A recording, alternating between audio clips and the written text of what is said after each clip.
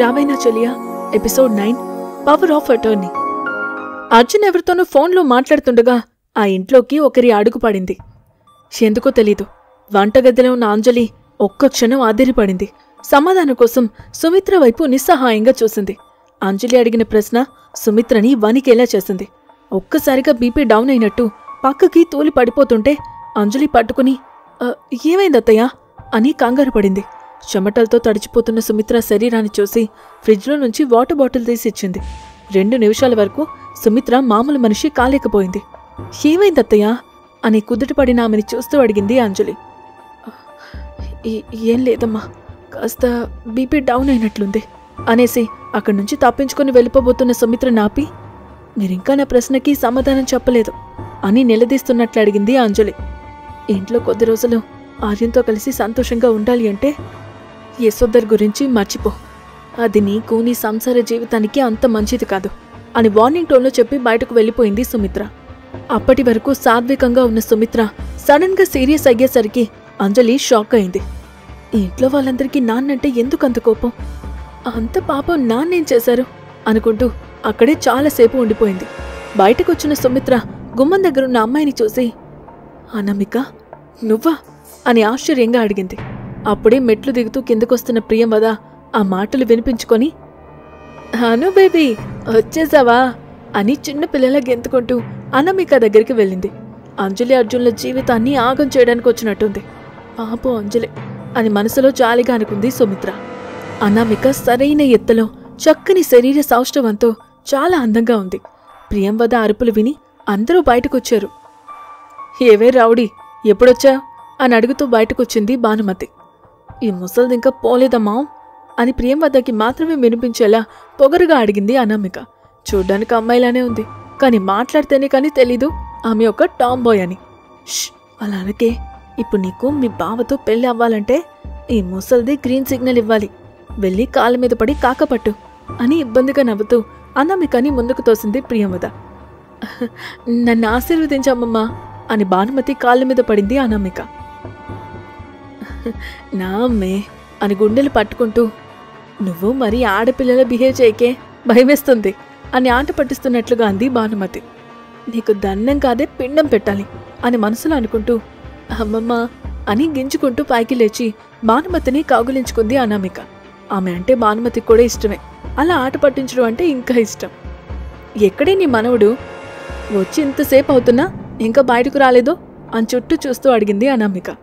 Terrace పైనున్న Arjun call cut చేసి దేవ్ ద్వారా తన దగ్గరకు వచ్చిన పింక్ స్లిప్ తీసుకొని, ఇంకా ఆకాష్ నీ జోలికి రాడు ప్రిన్సెస్, నువ్వు నీ అమ్మ గురించి భయపడాల్సిన అవసరం లేదు అంటూ ఆ పింక్ స్లిప్ని కాల్ చేశాడు. బయట జరుగుతున్న హడావిడికి కిచెన్లో నుంచి బయటకు వచ్చింది అంజలి. అర్జున్ కోసం వెతుకుతున్న అనామిక చూపులు అలా చూస్తూ ఆమె దగ్గరికెళ్ళి ఆగిపోయాయి. ఇదే నా సావతి అన్నట్టు చూసి, బావంటే నాకెంత ఇష్టమో తెలిసి దీన్ని లోపలికెలా రానిచ్చారు అంటే మీకు నాకన్నా ఇదే ఎక్కువైపోయిందా అని గంభీరంగా అరిచింది అనామిక.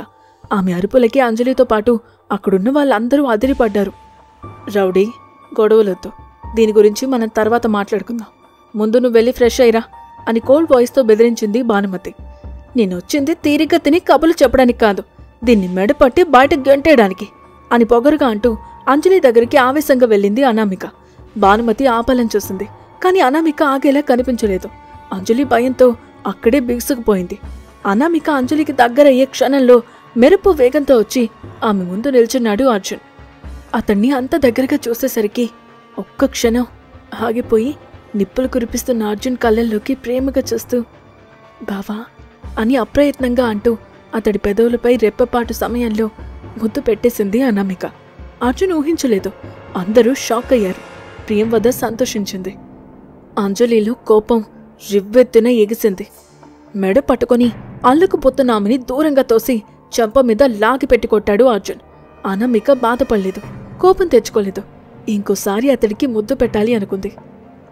గొడవ పెద్దదయ్యేలా ఉందని గ్రహించిన భానుమతి అనామిక దగ్గరకొచ్చి, ప్రియంవద దీన్ని లోపలికి తీసుకుని వెళ్ళు అని కంగారు పెట్టింది. అర్జున్ గురించి తెలిసి అనామికని లోపలికి తీసుకుని పోయింది ప్రియంవద. నీకు పెళ్ళైందని నేను వదిలేస్తాను అనుకోకు బావా, అవసరమైతే దాన్ని చంపేసైనా నిన్ను దక్కించుకుంటా అని పిచ్చి పట్టిందల్లా అరుస్తున్న అనామికని లోపలికి తీసుకుని పోయింది ప్రియంవద. ఆర్య, ఏమనుకోద్దురా, అది చిన్నపిల్ల, నీ మీదున్న ఇష్టంతో అలా చేసింది, దానికి నేను నచ్చ చెప్తాను అని ప్రతిమలాడుతూ, నువ్వు కూడా ఫీల్ అవ్వకు అంజలి అంది భానుమతి. ఇబ్బందిగా నవ్వు ఊరుకుంది. కానీ అనామిక అర్జున్ని ముద్దు పెట్టుకున్నందుకు కోపంతోనూ ఈర్ష్యతోనూ రగిలిపోతుంది. అర్జున్ ఆమె వైపు చూడగానే మూతి తిప్పుకొని తన గదిలోకి వెళ్ళిపోయింది. ఆమె అలక చూసి అర్జున్ మనసులోనే నవ్వుకున్నాడు. దొంగముకుంది, వచ్చి రావడంతోనే ముద్దు పెట్టేసుకుంది. ఇన్ని రోజుల నుంచి ఒకే గదిలో కలిసి ఉంటున్నావు, నేనే పెట్టుకోలేదు అని మిటికలు విరుచుకుంటూ తన గదికి వెళ్లబోతుండగా సుమిత్ర తన గదికి బాధగా వెళ్తూ కనిపించింది.